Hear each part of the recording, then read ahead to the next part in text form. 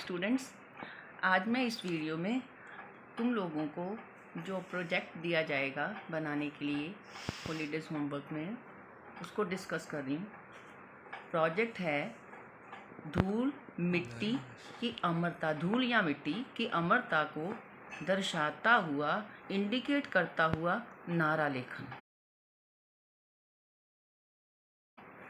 बेटा, नारा लेखन मैंने तुम लोगों को पहले भी वीडियो भेजी है, जो तुम्हारे राइटिंग सेक्शन का पार्ट है पेपर में। वही उसी चीज़ को कि उसकी पुनरावृत्ति, उसको दोहराने के लिए, उसकी प्रैक्टिस के लिए मैं तुम लोगों को ये प्रोजेक्ट दे रही हूँ, जिसमें तुम लोगों ने धूल यानी मिट्टी की अमरता क्या होती है कि मिट्टी जो है उसकी इम्पोर्टेंस को दर्शाता, को इंडिकेट करता हुआ हमने नारा लिखना है। पहली बात ये है कि नारा लेखन करते समय हमें किन बातों का ध्यान रखना है। नारा लेखन होता क्या है? नारा लेखन है किसी चीज़ की जो है बारे में बताना, लोगों को बताना, दूसरों को अपनी क्रिएटिविटी बताना। तो नारा लेखन कैसा होना चाहिए? नारा लेखन करते समय हमें कम से कम शब्दों में अपनी बात जो है वो कहनी है।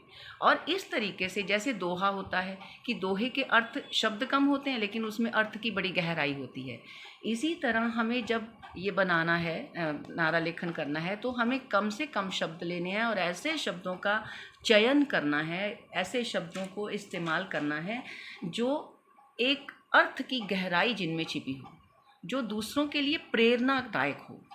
नारा लिखते समय हमें इंस्पिरेशन जो है दूसरों को देनी है। इन चीज़ों का हमें ध्यान रखना है। और रिक्वायरमेंट्स क्या है? इसके लिए आपको एक नॉर्वे शीट लेनी है। नॉर्वे शीट के लिए आप एक बाउंड्री लाइन ड्रॉ करोगे, ठीक है। बाउंड्री लाइन ड्रॉ करते हुए आप वहाँ पर ऊपर क्या है टॉपिक लिख दोगे। टॉपिक क्या है?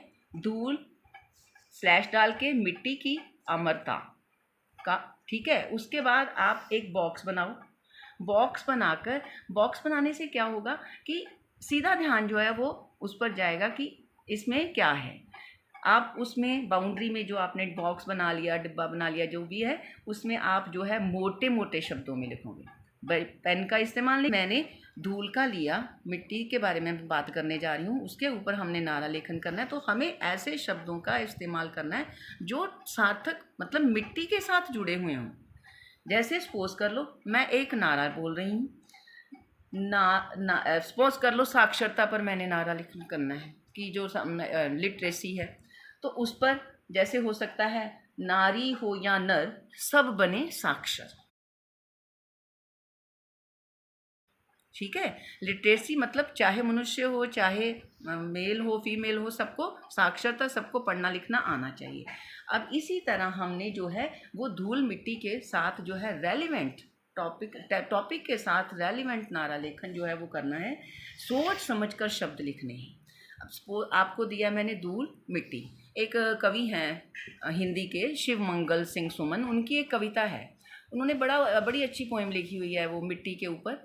उसमें उन्होंने लिखा है काटी पीटी नहीं मिटी, सॉरी, कितने हाथों में कटी पिटी, कितने हाथों में कटी पिटी, मिट्टी फिर भी नहीं मिटी, ठीक है। मिट्टी फिर भी नहीं मिटी। देखो अब पिटी और मिटी राइमिंग वर्ड्स, नारा लेखन में राइमिंग वर्ड्स जो हैं वो इस्तेमाल करने हैं। लय होनी चाहिए उनमें। ये नहीं कि आप बिना वजह के शब्दों का इस्तेमाल जो है वो करते जाओ। इसको बनाते समय आप मिट्टी के साथ, अगर आपने नारा लेखन किया है, मिट्टी को ऊपर किया, तो आप उसकी कोई डायग्राम ड्रॉ कर सकते हो, आप उसका कोई चित्र बना सकते हो, कलरफुल बना सकते हो, अलग अलग रंगों का प्रयोग कर सकते हो। तो इस तरह से बेटा जी आपने नारा लेखन की जो प्रोजेक्ट है वो बनाना है, अच्छा बनाना है, जो एकदम से टीचर देखे तो उसका अपने आप मन हो कि हाँ बच्चे ने बहुत अच्छा, क्रिएटिविटी आपकी उसमें झलकनी चाहिए, ठीक है। मोटिव हमारा ये कि आपकी क्रिएटिविटी जो है इस प्रोजेक्ट के माध्यम से हमारे सामने आए। आई थिंक आप लोगों को समझ आ गया होगा। नॉर्वे शीट लेनी है, ड्राइंग बना सकते हो, डिफरेंट कलर्स इस्तेमाल कर सकते हो। कलर्स जो है सेलो टेप जो है डिफरेंट कलर्स की आती हैं उनको यूज़ कर सकते हो। रेलिवेंट होना चाहिए, टॉपिक का नाम ऊपर जरूर लिखना है, और टॉपिक के साथ जुड़ा होना चाहिए आपका जो है वो नारा लेखन। एम आई राइट?